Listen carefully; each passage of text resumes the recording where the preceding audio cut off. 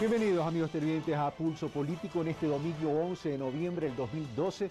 El día de hoy vamos a tener un debate entre el presidente de la Comisión de lo Económico y Tributario de la Asamblea Nacional, el asambleísta Paco Velasco, y Patricio Peña, presidente de la Bolsa de Valores de Quito, presidente del directorio de la Bolsa de Valores de Quito, con quien vamos a tratar y debatir, mejor dicho, ellos van a debatir, yo voy a actuar de moderador, sobre el incremento del bono de desarrollo humano.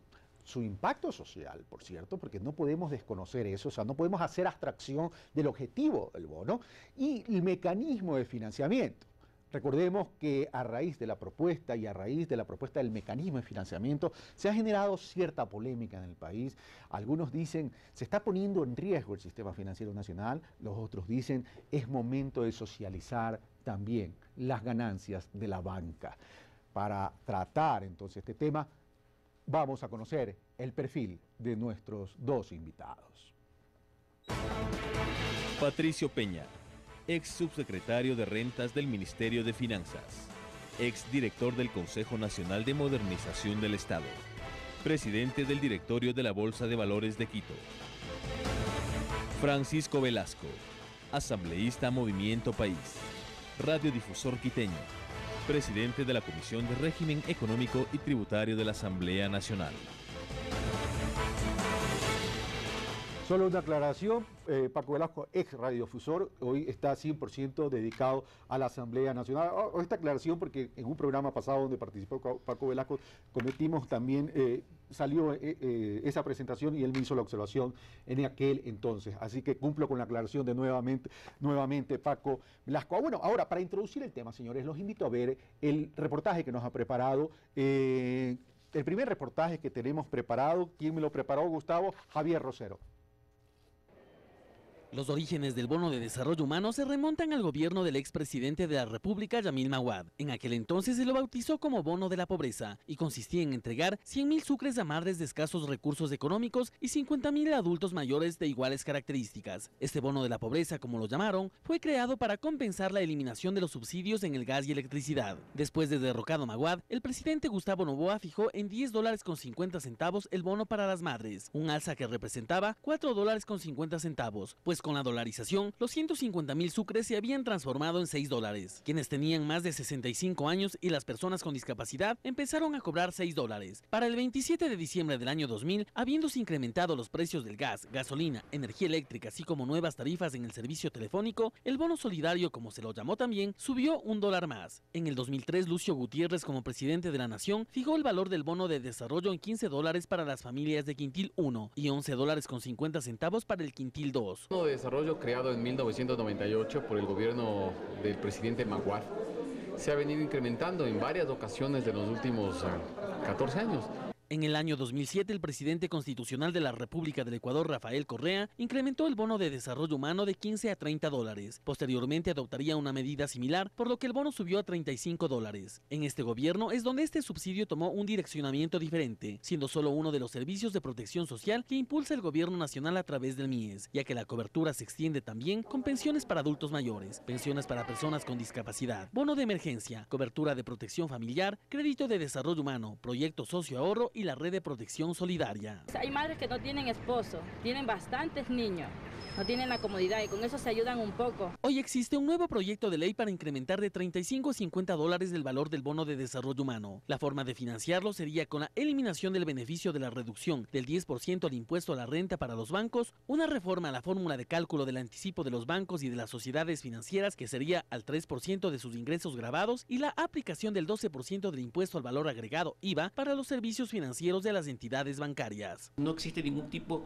de perjuicio con esta medida, no es que van a perder, no es que van a ponerse en estado de liquidez. Por otra parte, la oposición al régimen dice estar de acuerdo con que el bono de desarrollo humano tenga un incremento, pero no debe, según ellos, salir de las utilidades de la banca. El bono es importante y es necesario, El problema es cómo se lo está financiando. La Asamblea Nacional realizó el jueves pasado un primer debate de la ley de redistribución del gasto social. Ningún sector político expresó su oposición. Sin embargo, entre la bancada oficialista se argumentó, entre otras cosas, que la entrega del bono de desarrollo humano no motiva a las personas para que no trabajen, ya que $50 no alcanza para vivir. Por el lado de la oposición, se manifestó que para el primer debate no existió un análisis real de esta reforma tributaria y que podría estar mal enfocado este beneficio al no reducir de manera significativa la pobreza. Pulso Político, Javier Rosero. Gracias, Javier Rosero. Bueno, pero no podemos iniciar este debate si no contextualizamos el tema. Es decir, no podemos discutir y debatir tan solo el mecanismo de financiamiento, sino tenemos que partir de algo. Tenemos que partir del bono per se, su objetivo, para qué es el bono.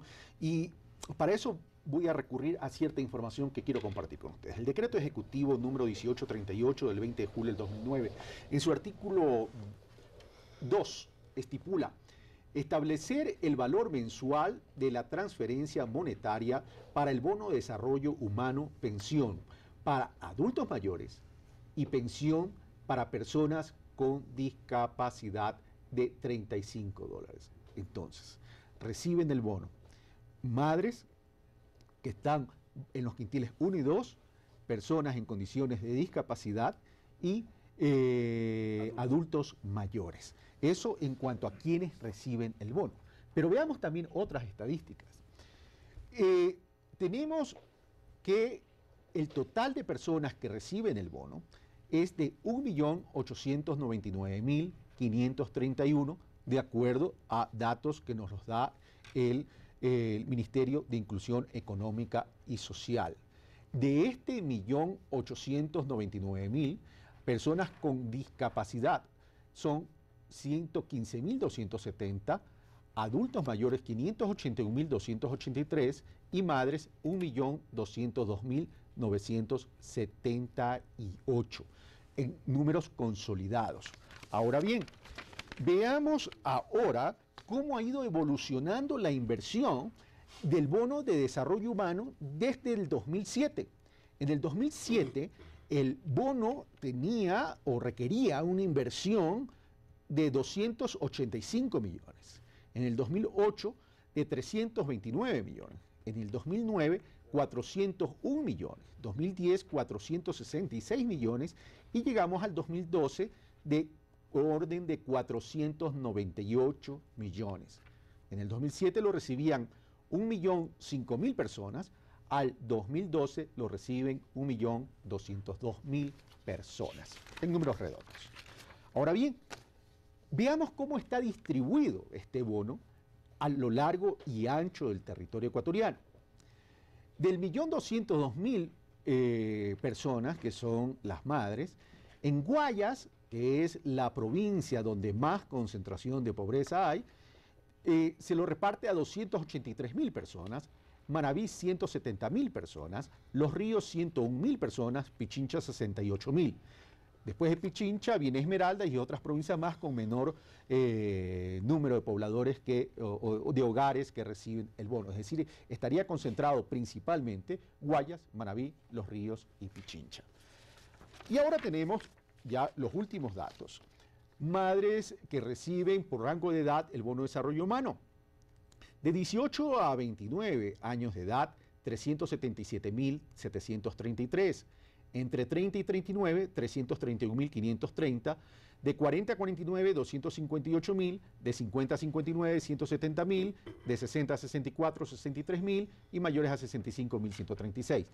Obviamente estas cifras no nos llaman la atención porque evidentemente mientras la franja sea la más joven van a recibir más bonos.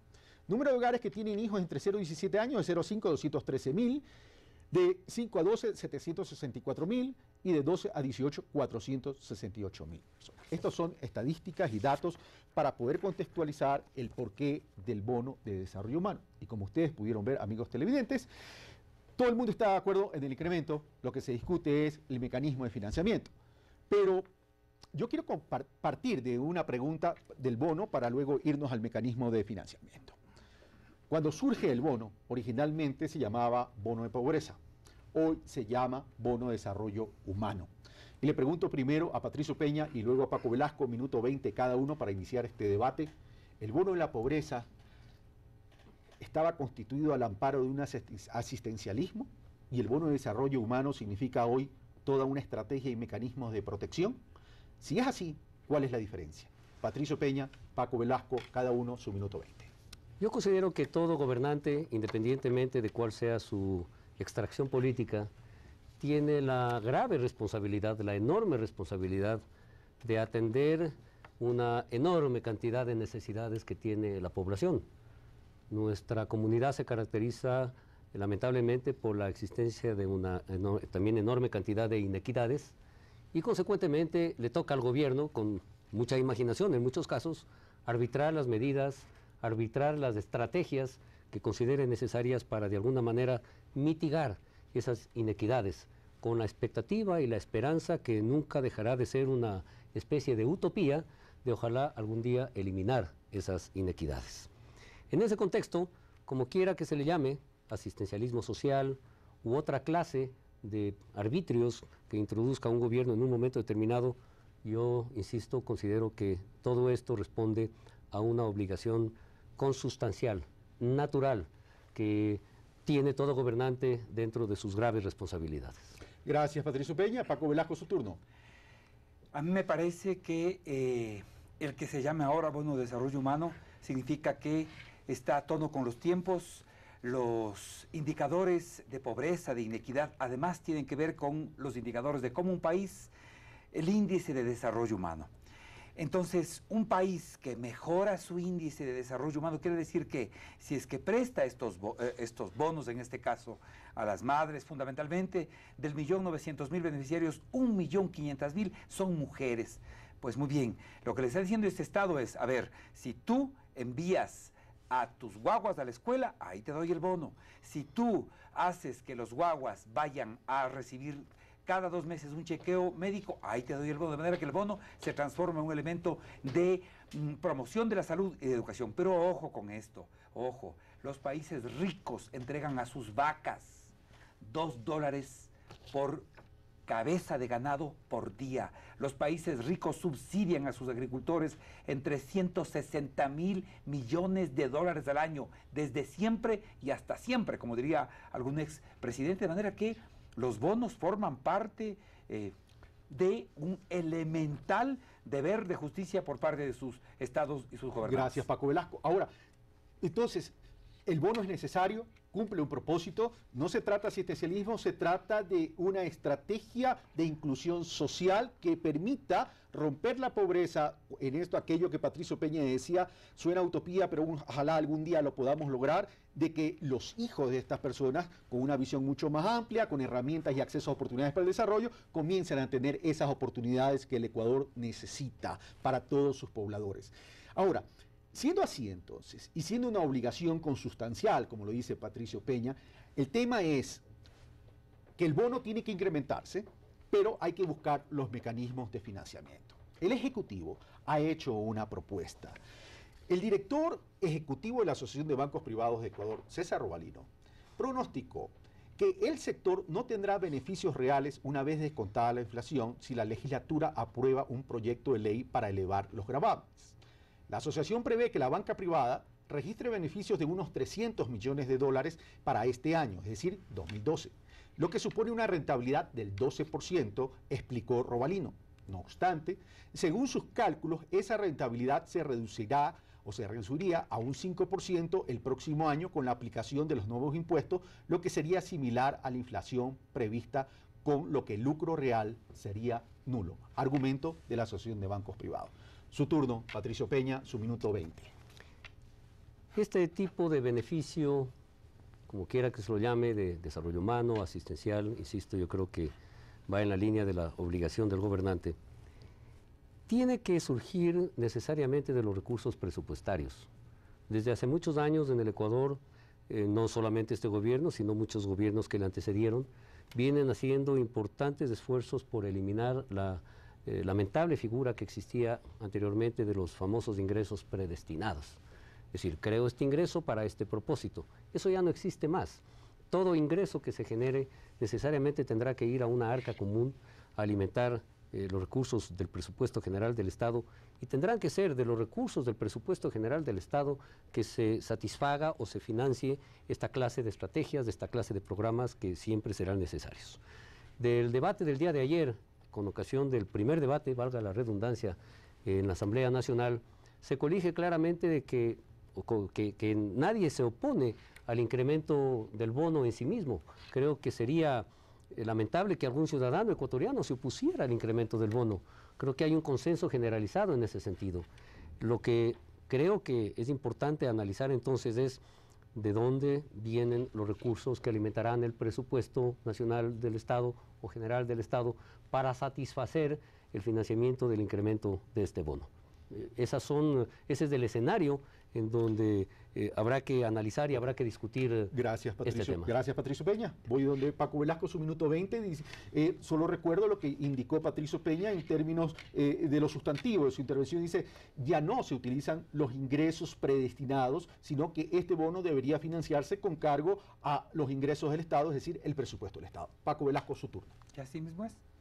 Se financia con cargo al presupuesto general del Estado, presupuesto que se alimenta de los ingresos del petróleo, de los impuestos, de los aranceles, en fin, etcétera. Así que efectivamente va a financiarse con cargo del presupuesto general del Estado, y de todas maneras, para cuantificar un gobierno responsable como el de Correa, frente al ofrecimiento demagógico de un representante de la banca, que es el señor Lasso, frente al ofrecimiento demagógico, el pueblo diría, yo te ofrezco, busca quien te dé, lo que hace Correa es decir, perfecto, vamos, hay que subir de 35 a 50, y aquí está la fuente de financiamiento, pero no es una fuente de financiamiento preasignada.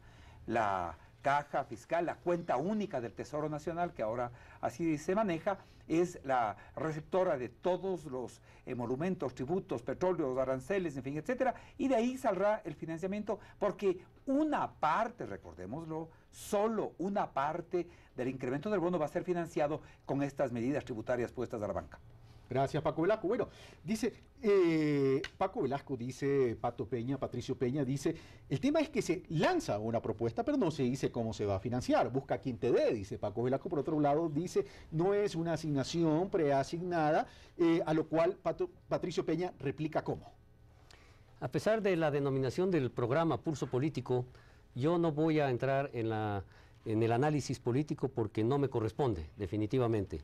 El financiamiento del incremento del bono definitivamente es un tema que preocupa en la medida en que se pudiera estar sentando un precedente que alarma al conjunto de la actividad empresarial en el Ecuador, indistintamente del área de actividad económica en donde esa actividad empresarial esté desenvolviendo sus actividades.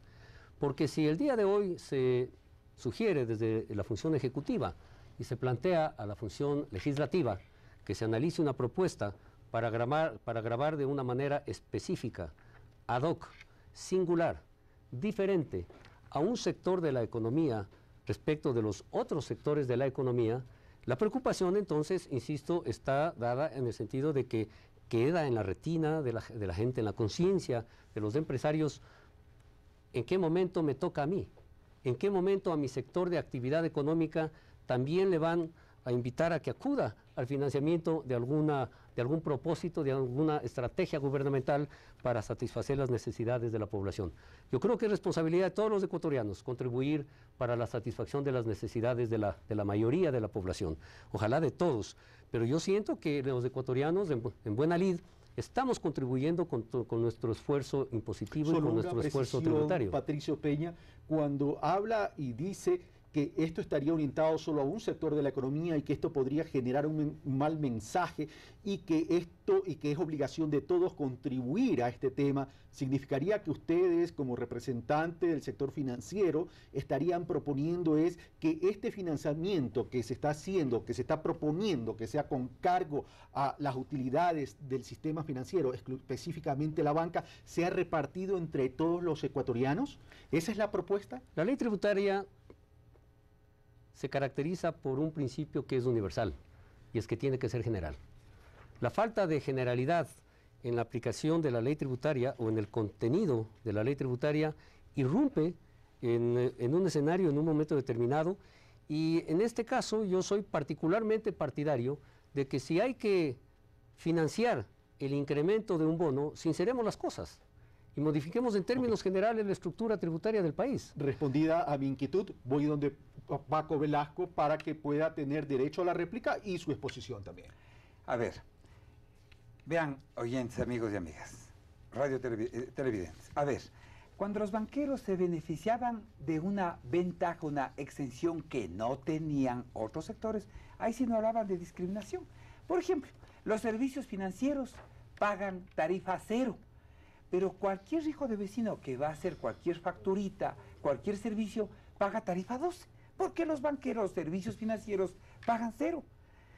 Cero también pagan, recordémoslo, si uno va a comprar leche, pan, azúcar, los artículos de primera necesidad. Sí hay diferenciaciones.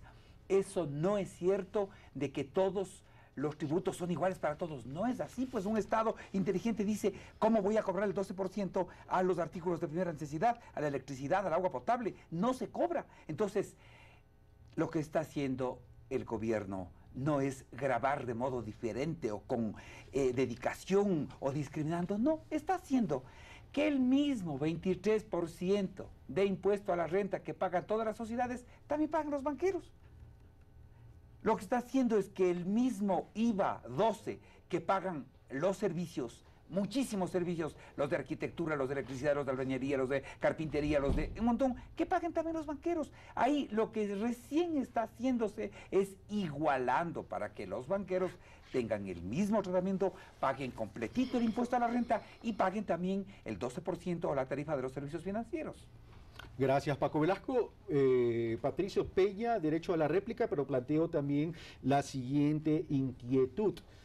Está diciendo Paco Velasco, Patricio Peña, dice, aquí lo que se está estableciendo no es nada nuevo, sino simplemente es gravar un ingreso que se está obteniendo por concepto de un servicio financiero para equiparar y que el sistema financiero, la banca, tenga el mismo tratamiento que cualquier otra actividad profesional, económica, etcétera, etcétera. Y por otro lado, el tema es, no se está incrementando una tasa tributaria, sino que se estaría eliminando ese incentivo que se dio cuando hubo la crisis económica mundial del 10% de disminución del impuesto a la renta en caso de que se capitalicen las utilidades. Es decir, antes de esta medida de tener ese menos 10% del impuesto a la renta, la banca venía operando y la banca ya era saludable. ¿Por qué ahora es preocupante? Con todo el respeto que yo le tengo a Paco Velasco y con todo el aprecio que le tengo desde hace muchos años, voy a tener que disentir en este punto porque necesariamente creo que hay que hacer una aclaración. No es que el IVA a los servicios financieros los va a pagar el banquero, los va a pagar el usuario, porque el prestador del servicio no es del sujeto pasivo del impuesto al valor agregado. El sujeto pasivo, el sujeto obligado al pago del impuesto al valor agregado es el beneficiario del bien o del servicio. Consecuentemente, decir que ahora los banqueros van a tener que pagar el 12% del IVA, al igual que cualquier otra actividad, es en realidad decir una cosa que no se apega a la realidad. Ese 12% de IVA a los servicios financieros va a tener que ser satisfecho necesariamente, porque así está construido el ordenamiento tributario en cuanto al impuesto al valor agregado, por el usuario del servicio financiero. Patricio Peña. Paco Velasco. No, no es así. Yo también le tengo aprecio a Patricio Peña. También con el mismo respeto y consideración digo todo lo contrario. No se les va a subir a ustedes, televidentes, un solo centavo en ninguno de los servicios financieros. Eso van a pagar los bancos. Si costaba 50 centavos sacar, por ejemplo, del cajero automático de otro banco, va a seguir costando los 50 centavos. Lo que pasa es que a ustedes el servicio va a costar 12% menos. Y ese 12% del IVA va a tener que pagar el banco. Los banqueros van a tener que abaratar en el 12% el servicio financiero para que cuando se les sube el 12% del IVA quede igualito. Ni un solo centavo, y de eso nosotros nos encargaremos si es que es necesario una transitoria en la ley que diga la Superintendencia de Bancos, la Junta Bancaria vigilará para que los banqueros no trasladen un solo centavo, no encarezcan un solo centavo ningún servicio financiero. En este momento entonces hacemos una primera pausa y regresamos con más de Pulso Político y haciendo dos aclaraciones. La una, si bien este programa se llama Pulso Político, no pretende entrar en una política proselitista ni mucho menos, sino el análisis desde el punto de vista desde las políticas y estrategias públicas que deben estar orientadas casualmente a la lucha contra la pobreza. Y el otro tema, el derecho a la réplica, si así lo desea Patricio Peña, lo tendrá en el momento que volvamos.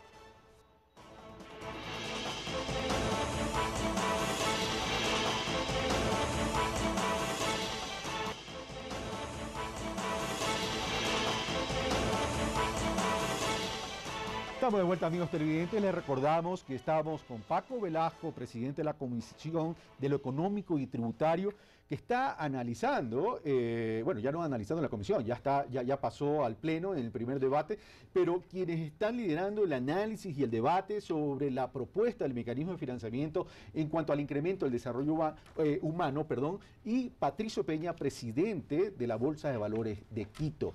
Les recordamos también que este programa está siendo transmitido el domingo 11, pero está siendo grabado viernes 9 de noviembre. Bueno, Patricio Peña, derecho a la réplica, y pasamos ya a otros temas que tienen que ver con que si esto va a afectar el crecimiento del crédito o no. Patricio Peña. Creo que la discusión relacionada con el impacto del impuesto al valor agregado, quedó bastante clara.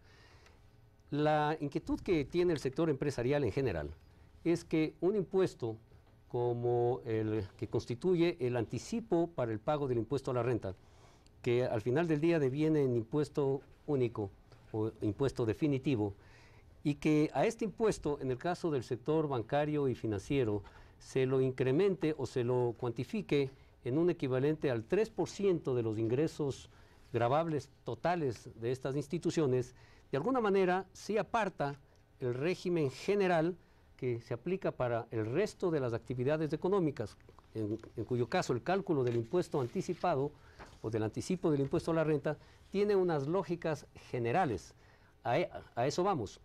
Con esta propuesta de carácter legislativo se estaría situando a un sector específico, independientemente de que hoy día sea el sector bancario, se estaría situando a un sector específico en un ambiente completamente aislado de la generalidad que se aplica para el resto de las actividades económicas.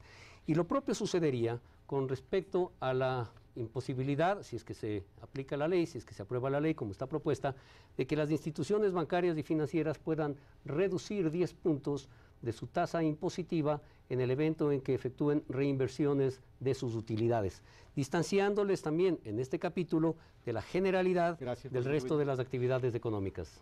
Bueno, ya para terminar este tema, Paco Velasco, ¿algo de decir o voy al segundo reportaje y entramos ya al otro tema con relación a la propuesta? Ya entró pues al otro tema, Patricio, ya entró para decir que, vean, amigos y amigas televidentes, nosotros vamos a cuidar de que estas reformas tributarias, que significa reducir un poquito de las utilidades de la banca, yo he dicho lo de los tabacos, ¿cuánto se han embolsicado durante 5 años? A ver, no voy a usar esa palabra porque es grosera. ¿Cuánto ha ganado los bancos? ¿Ya? ¿Cuánto han ganado los últimos 5 años? 1.600 millones de dólares. Quitarles, decir, bajen eso, den para 122 millones, por Dios, 164 millones. Entonces, van a bajar un poco las utilidades, no se les va a quebrar, pero además esa rebaja vamos a cuidar para que no trasladen un solo centavo a los usuarios, a los cuentacorrentistas, y tenemos herramientas jurídicas para controlar que no se traslade eso al cliente de los bancos.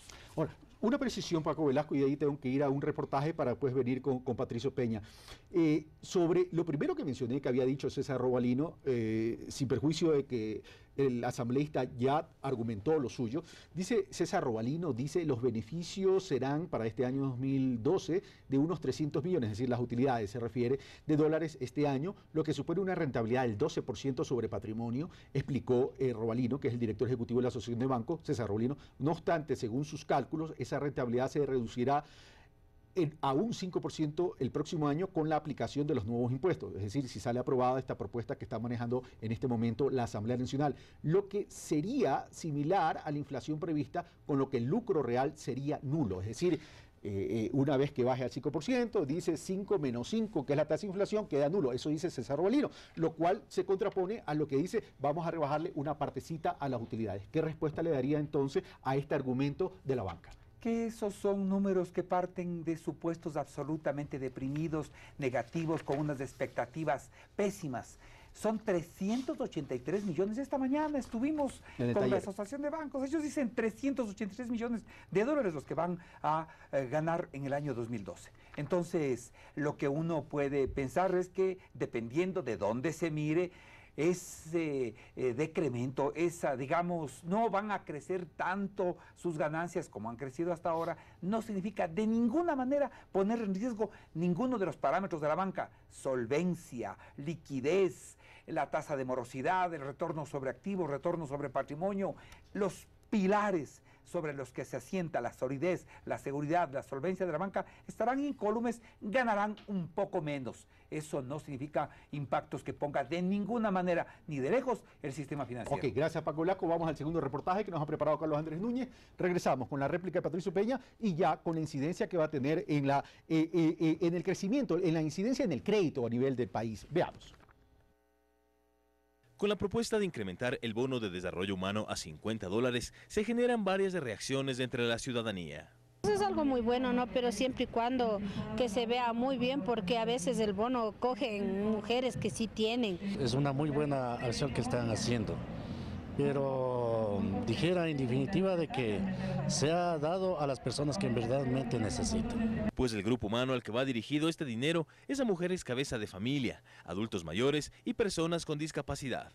En total, más de 1,5 millones de personas que permanecen en la línea de pobreza lo recibirían. Frente a ello, los sectores académicos afirman que es una medida necesaria para el país. El gobierno se tardó más de 5 años en comprender que la banca tenía enormes utilidades, que la banca también acusaba enormes deficiencias y que en este momento hay un severo proceso de concentración bancaria, al extremo que apenas 3 bancos controlan cerca de 2/3 de la cartera de créditos nacional. La forma de obtener más recursos es justamente haciendo una tributación neutra, que tenga una generalidad para todas las actividades económicas, que sea progresiva en la medida que uno tiene más dinero y que adicionalmente evite que la evasión tributaria. Pero por otra parte, la falta de regulaciones generaría un impacto directo a los usuarios del sistema financiero. Lo más probable es que la banca transfiera los costos de estas decisiones políticas a los usuarios del sistema financiero. Es lo más probable, es probablemente lo que pueda pasar. Y esto se lo debe al hecho de que en economía hay un problema muy serio, y es que todavía no se sabe cómo hacer para que los empresarios asuman directamente los costos que genera su propia actividad al conjunto de la sociedad. Este es un fenómeno económico que se llama internalización de las externalidades. Hasta el día de hoy eso no está resuelto en la teoría económica. Explicando que podría derivar en posibles efectos negativos en la entrega de crédito y en la inversión. Estas decisiones tienen consecuencias macroeconómicas importantes. ¿Cuáles? Lo primero es la decisión de arbitraje que va a hacer la banca con respecto al crédito, es decir, la banca va a designar el crédito donde más rentable sea, en este caso podría ser al consumo, ¿no? Y esto va a significar que el Ecuador siga con la dinámica del consumo y que la inversión donde más se necesitan recursos y sobre todo inversión en riesgo no exista y no tenga fuentes de financiamiento. Afecta económicamente no en el volumen que uno piensa al propio banquero, al dueño del banco, al que maneja el banco. Afecta a la mente, a la psicosis de los inversionistas a nivel nacional, porque creen que ese puede ser un mal ejemplo que puede seguirse con las demás actividades. Con lo que sería necesario, dicen, aplicar otro tipo de medidas. Planificar o hacer políticas públicas para 2 sistemas totalmente diferenciados. Políticas públicas de equidad y políticas públicas de regulación al sistema financiero, pero no mezclar las dos, es decir, tener políticas públicas diferenciadas y de largo plazo. Hay una parte importante que no se da cuenta el gobierno, que no es solamente cuestión de elecciones, es cuestión de futuro del país y es cuestión de que el gobierno va a necesitar de mayores recursos y especialmente de los empresarios para efectos de mantener el crecimiento que ha tenido en los años anteriores. Se trata de un tema que ha tocado los intereses de sectores con economías irónicamente opuestas, pero que además tiene que ver con el buen manejo de recursos a largo plazo, pues hay que recordar que parte de lograr la equidad socioeconómica del país es mantener un sistema financiero saludable. Carlos Andrés Núñez, Pulso Político. Gracias, Carlos Andrés, y gracias también a los ciudadanos Nicolás Tituaña, Lourdes Rojano, como a los analistas económicos Pablo Dávalos y Jorge Rodríguez. Bueno, has dicho varias cosas que vale la pena analizar, pero comienzo con más argumentación de la banca para que podamos debatir este tema, en el sentido de que la banca afirma que el proyecto de ley viola la Constitución y tendrá efectos perjudiciales sobre la economía, ya que restringirá el crecimiento del patrimonio que la banca usa para respaldar sus préstamos. Con la aprobación de la ley, el crédito se va obviamente a estancar, dijo a la prensa Marco López, un analista económico. Patricio Peña, Paco Velasco. La única manera que tiene el sistema financiero para crecer es contra su propio patrimonio, dada la relación que existe desde las recomendaciones de Basilea que aplican prácticamente todos los países del mundo respecto del funcionamiento del sistema bancario y financiero. ¿Qué quiere decir esto? En el Ecuador la regla consiste en que por cada $100 que yo pueda tener en el activo, yo necesito tener $9, es decir, el 9% en el patrimonio. Si no crece mi patrimonio, no puede crecer mi activo, porque estaría rompiendo esa regla y estaría corriendo severos riesgos la institución que rompa esa regla, lo cual ya ocurrió, recordemos, con ocasión de la crisis de los años 98-99. Justamente los bancos que tuvieron que cerrar sus puertas fue por ocasión que bajaron de esta línea de flotación sus niveles de patrimonio técnico comparados o ponderados contra los activos de riesgo eran inferiores en el 9%. Consecuentemente, el único arbitrio que tiene el sistema bancario para crecer en el activo, es decir, para crecer en la línea de otorgamiento de crédito en beneficio fundamentalmente de la producción, es mediante el crecimiento del patrimonio.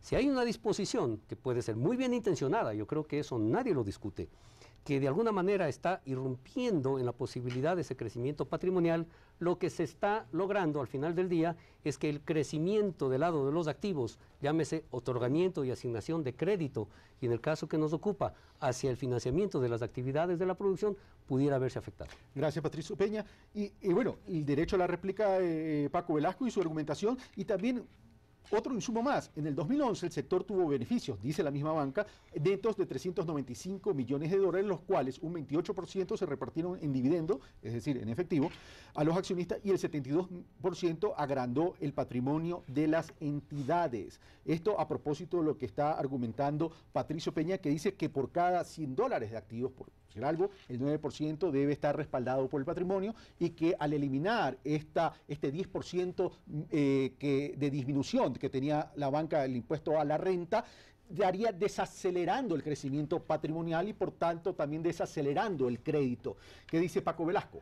Yo primero quiero, con todo respeto y consideración en este canal que es incautado por Estado, reclamar por el reportaje, que está dirigido, que no está bien hecho, que no tiene, digamos, dos puntos de vista contrapuestos. Los dos analistas, Dávalos y Rodríguez, están de acuerdo en criticar el proyecto. Y ambos están de acuerdo en que, y eso me extraña del reportaje, que no haya una contraposición, que haya un análisis económico que defienda el proyecto del gobierno, número uno. Número dos. Respetamos su opinión. El crecimiento del patrimonio es un crecimiento que ha venido siendo fácil para los banqueros, con reinversión de utilidades. Cualquier empresario hijo de vecino, para que crezca su patrimonio, para recapitalizar la industria, tendría que endeudarse. Y para endeudarse tendría que presentar garantías por el 140% de ese préstamo que está pidiendo. Cualquier hijo de vecino tendría que poner, o sea, capital fresco. ¿Qué capital fresco han puesto los banqueros desde el año 2000? Cero, o muy poco. Número uno. Número dos, ¿por qué no han utilizado los otros mecanismos de recapitalización? Patricio, usted es de la Bolsa de Valores. El 1% de las acciones de los bancos ha sido puesto, ha sido abierto a las operaciones bursátiles para poder recapitalizar. ¿Por qué no han utilizado otros mecanismos que permitan que ese banco incremente su patrimonio y no solo la reinversión de utilidades? De manera que lo que este proyecto va a empujar a los bancos es a ser más eficientes. Les va a impulsar a que ya no dependan tanto del negocio, del costo de los servicios financieros, sino de la colocación del crédito, que para eso es el banco, para colocar créditos. De manera que, ¿dónde está la manera con la cual los banqueros también van a contribuir a la recapitalización, al fortalecimiento patrimonial, que no sea a través de la reinversión de las utilidades. Gracias, Paco Velasco. Patricio Peña. El Ecuador tiene aproximadamente 20.000 accionistas minoritarios en el sistema bancario del país. Aproximadamente. Aproximadamente. Y solamente durante lo que va del año 2012 se han realizado transacciones a través del mercado bursátil respecto de 40 millones de acciones. No estoy refiriéndome al valor, sino al número de acciones que han sido transadas en lo que va del año, en el año 2012. Si esto lo vemos con el total del patrimonio del sistema bancario del país, claro que va a resultar una cifra corta, va a resultar una cifra que para muchos barrios inclusive pudiera significar irrelevante. Pero no podemos olvidar que el deber de tutelaje del Estado, de las autoridades, de los reguladores, tiene que estar orientado precisamente hacia el minoritario, hacia el accionista minoritario. Todas las tesis, teorías, principios de buen gobierno corporativo que se vienen promulgando durante los últimos años con tanto énfasis, justamente apunta a la protección del accionista minoritario, porque ese es el que en un momento determinado en la balanza se ve en el lado de la desprotección, precisamente por su carácter de minoritario. Y el inversionista que concurre a través del mercado bursátil es, por definición, en circunstancias normales, un inversionista minoritario, porque no es un inversionista que está acudiendo al mercado de valores en busca de tomar el control de entidades en donde está invirtiendo. Va por otros propósitos, va en busca de ciertos niveles de seguridad de sus inversiones, ciertos niveles de rentabilidad de sus inversiones. Gracias, Patricio Peña. Paco Velasco. 20.000 accionistas, pero el grueso de la propiedad de los bancos está en poder de 39 familias, pues. El 97% del paquete accionario está en poder de los 4 o 5 dueños, además de los grandes bancos que tiene este país. Entonces, no es cierto que ellos, como en algunos bancos españoles ha ocurrido, por ejemplo, que en verdad se ha socializado la propiedad de los bancos y el conjunto de los accionistas, por ejemplo, decide el sueldo de los administradores. Aquí, los mismos dueños que son propietarios del mayoritario capital, 97%, son los que se deciden los sueldos. Eso no es un juego limpio, ¿ah? Eso no es favorecer a lo que está diciendo Patricio, precisamente una socialización de la propiedad de los bancos. Ahora, sobre ese punto voy a preguntar, pero primero quiero ir a un directo del superintendente de bancos, doctor Pedro Solís, porque algunos han insinuado que podría estar en riesgo la salud de la banca. Veamos lo que dice la autoridad de control. Hemos trabajado conjuntamente con las autoridades de gobierno en lo que es materia de política económica para medir los impactos del proyecto de ley que ha presentado el señor presidente de la República.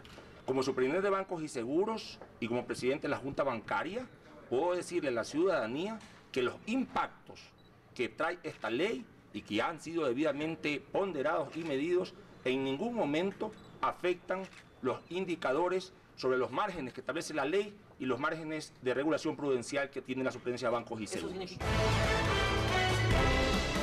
Ahí están las declaraciones de Pedro Solís. Patricio Peña, su derecho a la réplica, lo que dice Paco Velasco, los comentarios, lo que dice el señor superintendente de banco, que es la autoridad máxima de control del sistema financiero nacional. Pero Paco Velasco dijo algo interesante y se mencionó el tema de los sueldos de los administradores. Pero cuando se nos dio a conocer las cifras, la verdad que sí llamó la atención, ¿no? $70.000 mensuales multiplicados por 12 es demasiado plata. Por ahí no se estaría también mandando mal los mensajes de parte de algunos sectores de la banca donde se estarían a lo mejor llevando las utilidades vía sueldos. Yo considero que cada grupo económico, cada grupo empresarial, cada actividad económica debería ser soberana en la toma de decisiones respecto de la estructura de su remuneración. Solo una precisión, debería ser soberana. Solo una precisión, Patricio, para que complemente.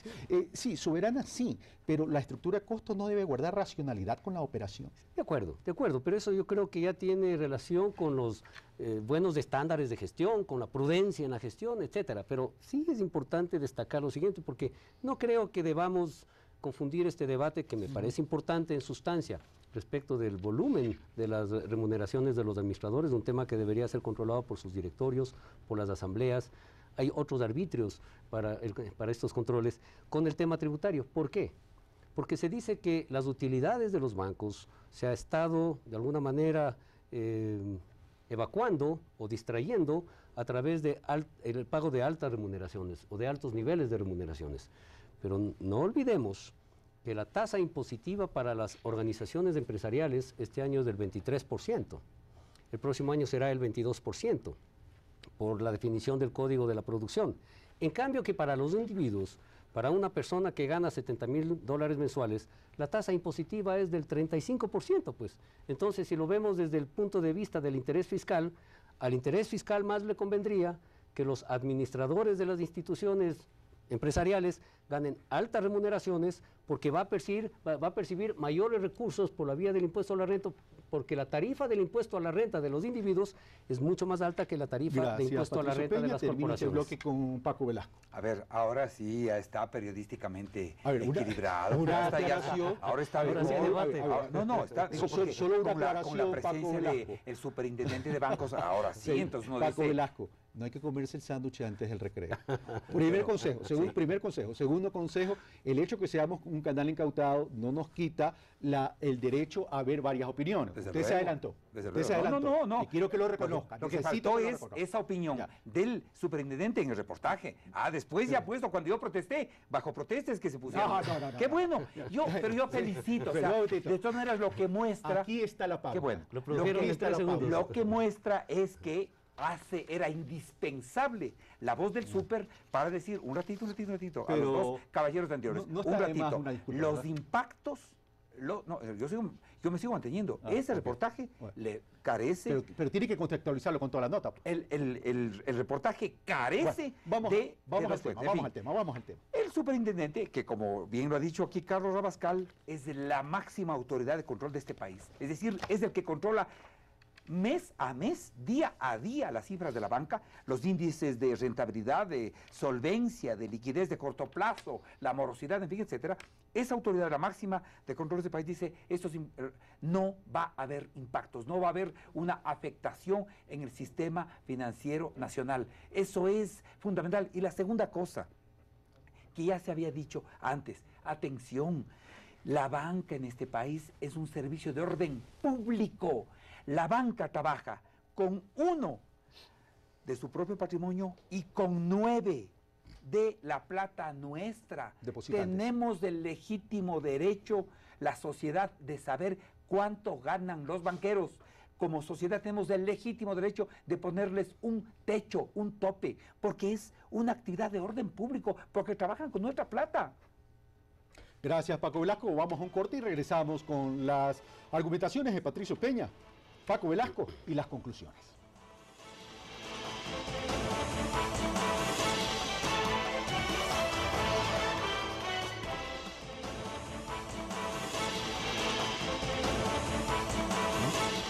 Estamos de vuelta, amigos televidentes. Recordamos que estamos en el debate entre Paco Velasco, asambleísta, presidente de la Comisión de lo Económico y Tributario, y Patricio Peña, presidente de la Bolsa de Valores de Quito, casi todo digo, es producto de la Bolsa de Valores de Quito, en relación a la incidencia que tiene el mecanismo de financiamiento en cuanto al incremento del bono de desarrollo humano en el sistema financiero y en la economía nacional. Patricio Peña, el otro tema que tiene que ver con la propuesta tiene que ver con el cálculo del anticipo del impuesto a la renta. Su tiempo. Se eleva se propone elevar para el sistema bancario y financiero del país al 3% de los ingresos gravables totales, lo cual implica que los márgenes sean realmente importantes en el sistema bancario, que no lo han sido en esa magnitud, no digo que no hayan sido interesantes, pero no han sido en esa magnitud, para que ese 3% de impuesto anticipado pueda devengarse con la liquidación y cálculo del impuesto a la renta. Con la liquidación final. Claro, con la liquidación final. ¿En qué va a devenir esto? En que efectivamente se va a producir una suerte de extracción de recursos en una cantidad superior, porque el cálculo del impuesto a la renta, en muchos casos, va a significar una cantidad significativamente menor a ese 3% que debió haber sido pagado ya como impuesto anticipado. Sin consentir ni allanarme al criterio de la propuesta, al menos aquí debería introducirse una variable en el sentido de que se permita que si efectivamente ese impuesto anticipado deviene en una cantidad superior a la que resulta del cálculo del impuesto a la renta, pueda ser utilizado como crédito tributario para el pago de impuesto a la renta de ejercicios futuros, e inclusive debería analizarse la posibilidad de que pudiera ser devuelto ese excedente al contribuyente. Gracias, Patricio Peña. Paco Velasco, aquí hay una propuesta de Patricio Peña. El Servicio de Rentas Internas ha afirmado que hay bancos, enormes bancos, que pagan menos del 1% del anticipo. Eso es tremendo. Pero también ha dicho el Servicio de Rentas Internas que hay bancos que pagan más del 3% del anticipo. De manera que va a haber bancos, aquellos que pagan más del 3%, que van a verse más bien, que no va a pasarles nada. Pero aquellos que estén pagando menos del 1% van a tener que reajustarse con base en este criterio. Con un añadido importante, el artículo dice, y podrá ser reducido en casos debidamente justificados por razones de índole económica y social mediante decreto ejecutivo hasta el 1% de los ingresos gravables, en forma general o por segmentos, previo informe del Ministerio encargado. De manera que el presidente de la República, con los informes del Ministerio de Coordinación Política, verá, como es del ejercicio siguiente, dirá, ¿qué pasó con el año anterior con ese banco? ¿Cómo se comportó? ¿Cuál fue su rentabilidad? ¿Qué ocurrió con su utilidad? Y podrá perfectamente bajar del 3 al 1% de acuerdo a los resultados del ejercicio económico anterior. Es decir, esta medida entonces estaría orientada y encaminada como una especie de corrector en caso que algunos bancos, digamos, que supuestamente hagan ciertas trampitas en el tema del impuesto a la renta, Patricio Peña, de acuerdo al criterio de Paco Velasco y de acuerdo a la disposición que acaba de leer. No lo veo así, yo lo veo como una digresión del sistema general impositivo en lo que se refiere al cálculo del anticipo de impuesto a la renta. Todas las actividades económicas tienen ya una fórmula de cálculo del anticipo del impuesto a la renta. Y esta norma lo que hace es introducir un elemento que se distrae por completo de esa norma general y crea una figura específica, singular, ad hoc, para el sistema bancario y financiero. Mi preocupación, insisto, y voy al punto de partida de esta interesantísima charla y debate, es que esto se convierte en un precedente. Y eso es lo que queda en la preocupación y en la mente del común denominador de los empresarios en el Ecuador. Un precedente de esta naturaleza podría significar que mañana, ante la necesidad de financiar otro programa de desarrollo social, tenga más o menos la misma tónica y se aplique una medida equivalente a algún otro sector de la economía. Quedan 4 minutos, Paco Velasco, su turno. Y pasamos al otro tema, activos del exterior. Pero desde luego que en conjunto este gobierno tiene que tocar a los sectores de mayor poder, ingreso económico para redistribuir la riqueza. No es así solo la banca. La renegociación de los contratos petroleros con las transnacionales y compañías nacionales le significó al país 800 millones de dólares de ganancia. Desde luego, el haber, en la ley antimonopolio, por ejemplo, haber eliminado el costo de las tarjetas de fidelización que tienen unas cadenas de comercialización, costaba $45 por 550,000 clientes. 22 millones de dólares. Se dijo de la noche a la mañana, cero, señores, no tienen que cobrar nada. Desde luego que un Estado, una sociedad que se precie de ir construyendo equidad, tiene que ir diciendo que esas riquezas acumuladas y concentradas en pocas manos se redistribuyan en el conjunto de la población. Son todas, ahí no es solo la banca. El conjunto de los grupos económicos tienen que contribuir para menorar la brecha, para reducir esa brecha. Gracias, Paco Velasco. Bueno, pasemos entonces, sin perjuicio que pueda replicar Patricio Peña y también Paco Velasco, pasemos entonces a los activos en el exterior. Sí. Yo no digo que no a lo que sugiere Paco Velasco, Minuto 20, pero en términos generales, no en términos singulares. Bien, el otro impacto es la determinación de un impuesto que equivale a 3 veces más el monto del impuesto que ha venido estando vigente respecto a la tenencia de activos en el exterior, en definitiva. Hay muchas razones por las cuales un grupo empresarial cualquiera, inclusive un grupo empresarial del sector bancario y financiero, necesita de la manutención de activos en el exterior para soportar líneas de crédito, como colaterales de operaciones de crédito, como recursos de liquidez para pagos necesarios y legítimos, además en el exterior. En fin, pueden ser muchísimas las situaciones que se presentan para justificar la tenencia de activos en el exterior. Incrementar en 3 veces el costo impositivo de la tenencia de esos activos en el exterior parece que es una situación que va a lesionar, en definitiva, y va a encarecer las actividades productivas en general. Gracias, Patricio Peña. Paco Velasco. A ver, para el comercio exterior 2.700 millones de dólares afuera tienen los bancos, por favor. ¿Se puede cuantificar cuáles son el monto de los avales indispensables para la colateralización de los trámites necesarios para el comercio exterior? ¿Se puede cuantificar? El monto de las importaciones. Desde luego, digamos, se puede hacer. Pero eso se puede hacer con el Banco Central también. Si el Estado también les puede echar una mano en la perspectiva de poner a la disposición de los importadores precisamente lo que tiene el Estado. Eso puede hacer el propio Estado a través del Banco Central. Pero 2.700 millones de dólares es un monto casi el del propio patrimonio de los bancos, por favor. Lo que está diciendo el gobierno ecuatoriano, traigan, si traen, no pagan ese impuesto.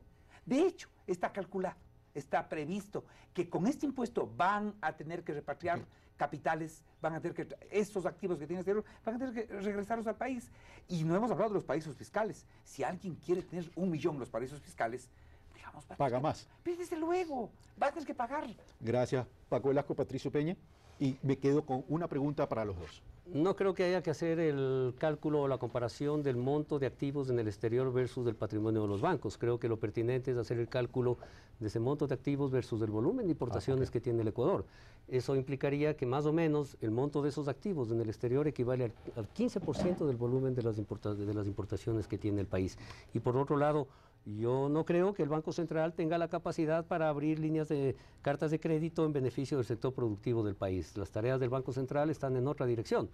Si es que pudiera introducirse una variable en ese sentido, otro sería el cantar. Pero el día de hoy son los activos de los bancos privados en el exterior los que están apalancando el comercio exterior. Gracias, Patricio Peña. Paco Velasco, y terminamos. A ver, los bancos pudieran tener esa liquidez que están diciendo que necesitan para meter afuera, lo pudieran tener aquí, en el país, en el propio Banco Central, si tuvieran que tener ese dinero a corto plazo listo para satisfacer las demandas de los clientes en el momento de que quisieran tener ese dinero. Es decir, el Estado está ofreciendo salidas para que este impacto no tenga la dramaticidad. Los bancos han ido y los banqueros llorando, con pañuelo en manos, la cara hinchada de llorar como los Simpson. No es así, no es tanto. No es así, no hay ese impacto y ese llanto que algunos... Gracias Paco Velasco, gracias Patricio Peña. Mucho gusto, bueno, Carlos. de hecho va a tener cierta incidencia el sistema financiero en la economía, pero las empresas tienen que adaptarse también a las realidades de un país.